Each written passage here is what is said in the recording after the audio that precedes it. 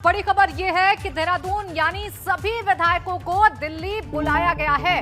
भाजपा ने सभी विधायकों को दिल्ली बुलाया है। ये बड़ी खबर, कल दिल्ली में विधायक दल की बैठक हो सकती है। सूत्रों के हवाले से बड़ी खबर मिल रही है। सभी भाजपा विधायकों को दिल्ली तलब किया गया है। यानी अभी तक जिस ऑल इज वेल का नारा बुलंद किया जा रहा था उत्तराखंड के तमाम भाजपा नेताओं की तरफ से, वो ऑल इज वेल का नारा किस तरफ इशारा कर रहा था वो आप इस खबर से समझ सकते हैं। तमाम विधायकों को अगर दिल्ली तलब किया गया है, ये क्या संकेत दे रहा है ये भी आप समझ सकते हैं।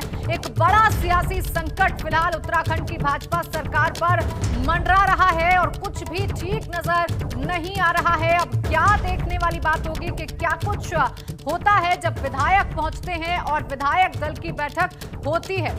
अजीत राठी हमारे साथ लगातार बने हुए हैं। अजीत, सभी विधायकों को दिल्ली तलब करना, विधायक दल की बैठक होना किस तरफ इशारा कर रहा है?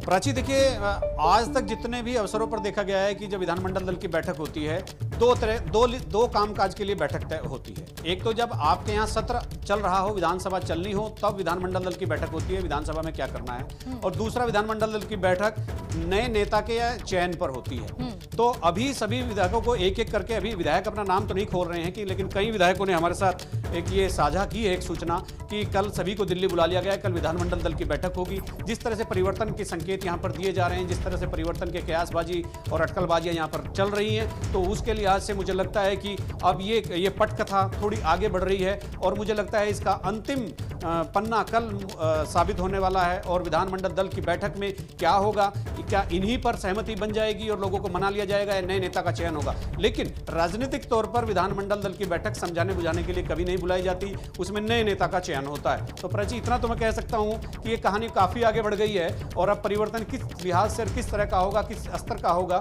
ये देखने वाली बात होगी। और हमें आज की रात जो है ये बड़ी बहुत ही मतलब महत्वपूर्ण रात है। ये जिस तरह से अगर हम अपने शब्दों में कहते हैं कि कत्लो गारत की रात है, तो राजनीति में ये कत्लो गारत की रात होगी भारतीय जनता पार्टी के लिए, खास तौर पर क्योंकि आज किसी ना किसी का तो अरमानों का कत्ल होगा।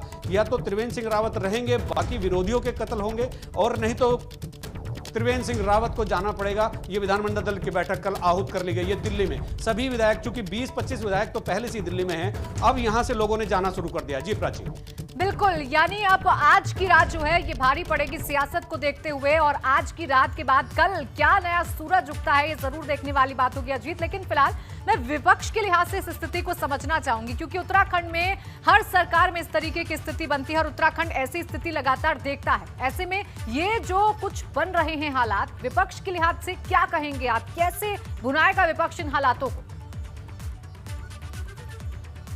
देखिए, विपक्ष अगर अभी बात कहें तो प्रदेश अध्यक्ष प्रीतम सिंह से हमारे संवाददाता रवि केंतुरा की बात हुई थी, तो उन्होंने कहा था कि ये भारतीय जनता पार्टी की जो संस्कृति है, उसका जो चलन है, ये बन गया है। यहाँ सत्र उन्होंने बीच में खत्म कर दिया, वहाँ अविश्वास प्रस्ताव की नौबत आ गई। लोग बजट जब पास हो रहा था तब भी उनकी पर्याप्त संख्या नहीं थी। तो उन्होंने कहा न गैरसैंण को लेकर भारतीय जनता पार्टी संवेदनशील है और न पब्लिक को लेकर संवेदनशील है। तो वो बिल्कुल इसी तरह से अपने पूरे आक्रामक रूप के साथ विपक्ष है कि भारतीय जनता पार्टी की क्या तासीर है, वो अपनी सत्ता को नहीं चलने देते, अपने लोगों को नहीं चलने देते, वो हमेशा बदलते रहते हैं। हालांकि ये बदलाव कैसा होगा, क्या होगा, ये तो कल तक हम देखेंगे। लेकिन कांग्रेस इस पूरे मामले को बहुत ही नजदीक से वॉच कर रही है और जैसे ही कोई फैसला होगा तो तब वो अपनी रणनीति को सामने रखेगी। बिल्कुल, विपक्ष पूरी तरीके से मॉनिटरिंग कर रहा है। अजीत, अगर नेतृत्व परिवर्तन होता है, जिस तरीके के कयास लगाए जा रहे हैं, अगर वो कयास सच साबित होते हैं, तो कौन से ऐसे नाम हैं जो रेस में चल रहे हैं और वो अगले मुख्यमंत्री बन सकते हैं उत्तराखंड के?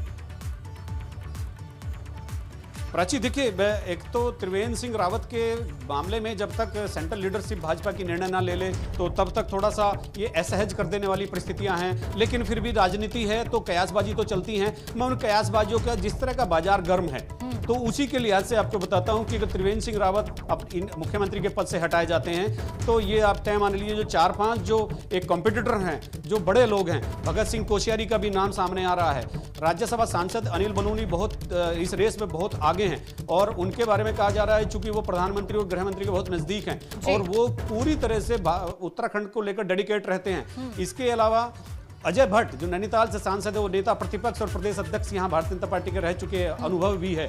उसके अलावा सतपाल महाराज का भी नाम है। तमाम ऐसे बड़े नाम हैं जो बिल्कुल रेस में हमें दिखाई दे रहे हैं, लेकिन ये केवल चूंकि मार्केट बहुत गर्म है और राजनीति का बाजार उत्तराखंड में जाहिर सी 3 बात दिन है, से बहुत सियासी गर्म है, संकट तो है, ये तो इस दौड़ में हम इन सियासी लोगों जो को देख रहे गर्माहट है हैं। वो भी देखने को मिल रही है। अब देखने वाली बात ये होगी कि क्या मोड़ लेता है उत्तराखंड का ये सियासी संकट। बहुत शुक्रिया आपका अजीत, हमारे साथ जुड़ने के लिए और तमाम जानकारी हमें देने के लिए।